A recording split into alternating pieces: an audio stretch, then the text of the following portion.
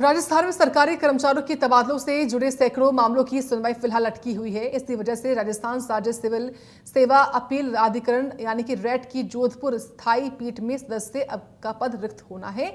अब इस मामले में राजस्थान हाईकोर्ट ने सरकार को तत्काल कार्रवाई के निर्देश दे दिए हैं। कार्यवाहक मुख्य न्यायाधीश संजीव प्रकाश शर्मा और न्यायाधीश संजित पुरोहित की खंडपीठ ने स्पष्ट कहा कि रैट की जोधपुर स्थायी पीठ में रिक्त सदस्य पद को बिना देरी के भरा जाए ताकि न्यायिक कार्यवाही सामान्य रूप से चल सके। यह आदेश Rajasthan high court advocate association Jodhpur की ओर से दायर याचिका पर सुनवाई के दौरान दिया गया। याचिकाकर्ता की ओर से अधिवक्ता अनिल भंडारी ने कोर्ट को बताया कि ट्रेट के सदस्य असलम मेहर का 31 जुलाई को निधन हो गया था। इसके बाद से जोधपुर पीठ में नियमित सुनवाई जो है वो प्रभावित हो गई है।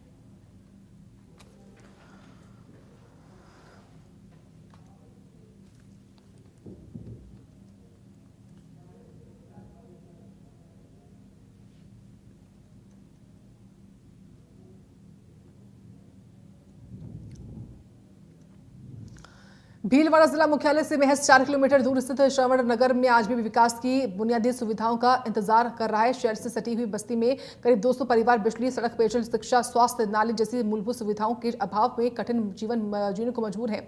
रेलवे पटरी के पार बसें इस इलाके तक पहुंचने के लिए पक्का रास्ता ही नहीं, बरसात में कच्चा मार्ग कीचड़ में तब्दील हो जाता है, जिससे एम्बुलेंस और स्कूल वाहन तक नहीं पहुंच पाते हैं। बच्चों को रोज स्कूल जाने के लिए रेलवे ट्रैक पार करना पड़ता है।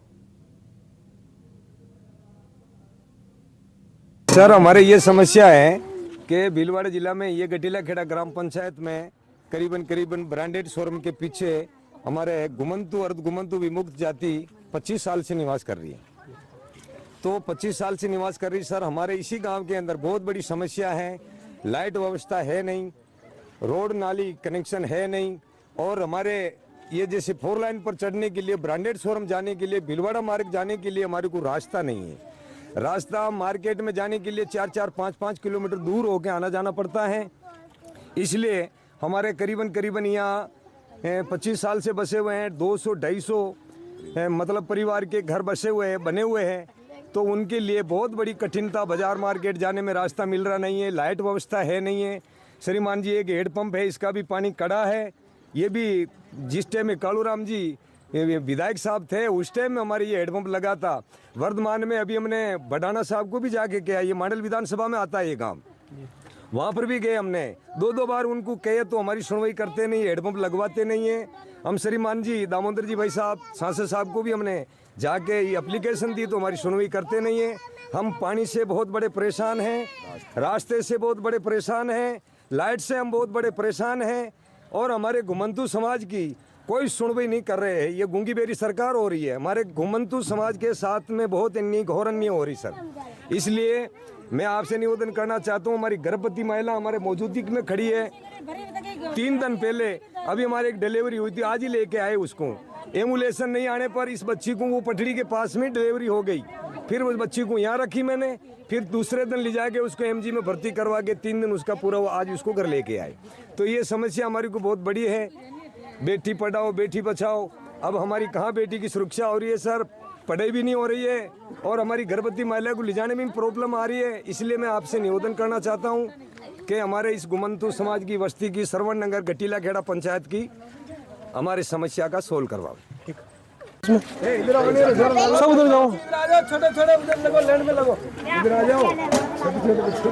आजादी के इतने वर्ष बीतने के बाद भी अभी भी ग्रामीण क्षेत्र मूलभूत सुविधाओं के अभाव में जूझ रहे हैं। और अभी हम आए हैं भीलवाड़ा जिले से करीब 4 किलोमीटर दूर, जो कि पेराफेरिक क्षेत्र का एरिया है, और गठीला खेड़ा ग्राम पंचायत का ये कह सकते हैं कि ये पूरा इलाका है।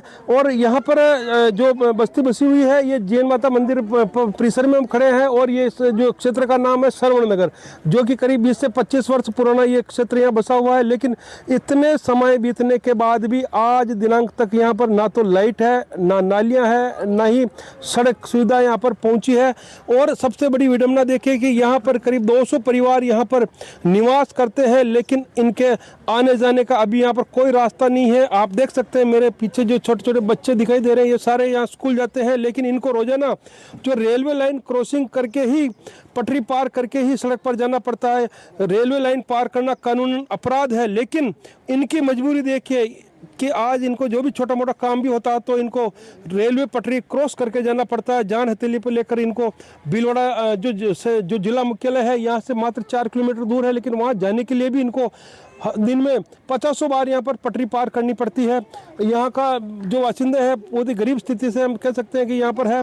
यहाँ पर जो पानी की जो समस्या की बात करें तो यहाँ पर अभी तक ना तो नल पहुँच पाए हैं और ना ही यहाँ पर बिजली है, ना सड़क है और ना ही नाली। जो मूलभूत सुविधाओं की जो बात करते हैं यहाँ पर उसका पूरी तरह से अभाव यहाँ दिखाई देता है।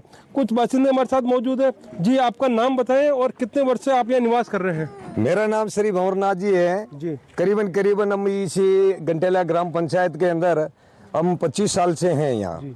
तो हमारी क्या है, घुमंतु जाति होती है सर, हम बिछड़ी हुई जाति घुमंतु और घुमंतु विमुक्त जाति।